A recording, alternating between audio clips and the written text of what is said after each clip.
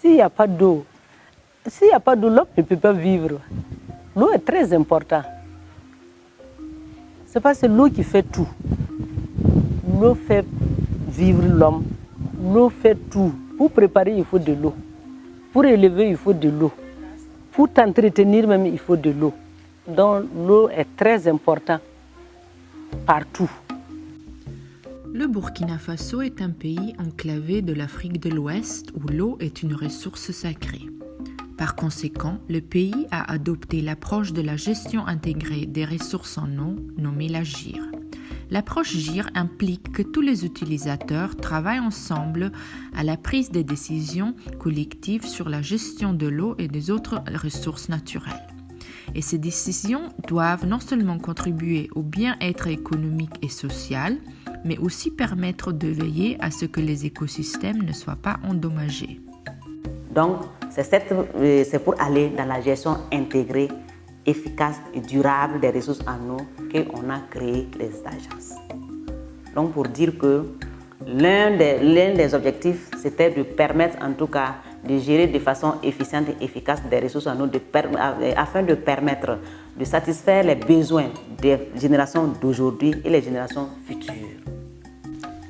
Cependant, au Burkina Faso, les différents usages et intérêts de ces groupes d'acteurs provoquent des conflits occasionnels. L'un des défis est l'absence d'engagement des groupes d'utilisateurs, ce qui entraîne des problèmes d'adoption et d'appropriation du processus GIR. Les animaux partent pour forcer rentrer dans les jardins. Vous allez trouver, cette année, nous avons pas mal d'animaux parce qu'ils cherchaient à boire juste de l'eau dans un jardin. Donc le manque d'eau, souvent, en tout cas, crée des problèmes entre les agriculteurs et les éleveurs. Cette approche complexe, qui n'est pas sans défi, reconnaît que l'eau a une valeur économique et sociale et peut être utilisée de différentes manières par les agriculteurs, les éleveurs, les pêcheurs, les usagers domestiques et les orpailleurs, tout en assurant la pérennité de la ressource. Et si on ne peut pas quand même faire ça une activité, poser le problème, essayer d'approcher les parents. Bon, maintenant, je pense que Christ Boubouriba actuellement qui est là, il est en train de sensibiliser, rencontrer les gens pour vraiment les amener à comprendre que l'eau, vraiment, si vous avez l'eau, vous avez à peu près tout. Et c'est exactement ce que vise le projet intitulé « Planification participative pour une gestion plus inclusive et durable de l'eau dans les zones rurales du Burkina Faso » conduit par International Water Management Institute en partenariat avec au Burkina Faso l'Agence de l'eau du Mouhoun et l'Université de Ouagadougou à travers son programme de master Agrinovia en innovation et développement en milieu rural, et en Autriche, Vienna Doctoral Program on Water Resource Systems à l'Université des technologies de Vienne. Et c'est dans le cadre du renforcement des capacités que le projet a formé en première année, l'année 2016-2017. Et à l'issue du master, j'ai été retenue comme la coordinatrice nationale du projet. Donc c'est pour renforcer la capacité des acteurs du projet. Il sied donc de renforcer les institutions essentielles à la mise en œuvre des réformes liées à l'eau, tout en favorisant l'élaboration de politiques à travers le partage d'expériences et des leçons apprises. Le projet, qui est un projet participatif à la gestion durable de l'eau, a rencontré notre approbation du fait que ce projet permet déjà de mettre les usagers face à face, de les permettre de se connaître d'abord, parce que ce n'est pas évident. C'est vrai qu'au niveau du Clécou, on a des rencontres, mais ce projet a permis quand même d'aller à la base, d'échanger avec les acteurs, de les réunir un peu plus haut et de se faire connaître, de poser leurs besoins et d'échanger entre eux afin de convenir, de consentir.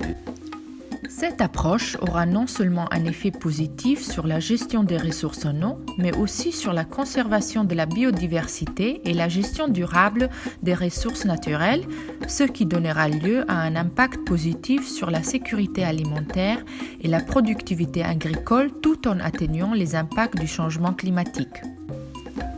L'un des aspects clés de ce projet est l'utilisation d'une méthodologie de recherche-action participative intégrant une variété de méthodes participatives telles que la cartographie participative des problèmes et la planification participative des actions. Il permet aux chercheurs et aux acteurs de disposer d'informations précieuses sur les perceptions et les attitudes des communautés vis-à-vis des paysages et des ressources tout en contribuant à la réalisation de progrès à travers la connaissance de soi, le partage d'expériences et la redéfinition des objectifs. Ce projet aidera les communautés à identifier et à travailler à l'attente d'un ensemble d'avantages tels que la gestion améliorée de l'eau, la durabilité environnementale et le développement économique plus large. En outre, il permet d'impliquer les communautés rurales dans la prise des décisions relatives à l'eau, en les sensibilisant sur les problèmes cruciaux liés à l'eau. Enfin, ce projet contribue à l'autonomisation des communautés locales et rurales. L'une des étapes les plus récentes est la création d'un plan d'action impliquant les utilisateurs des 3 clés.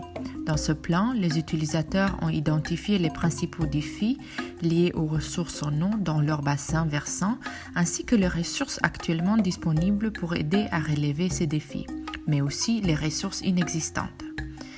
Ils ont également contribué à la conception de futures activités.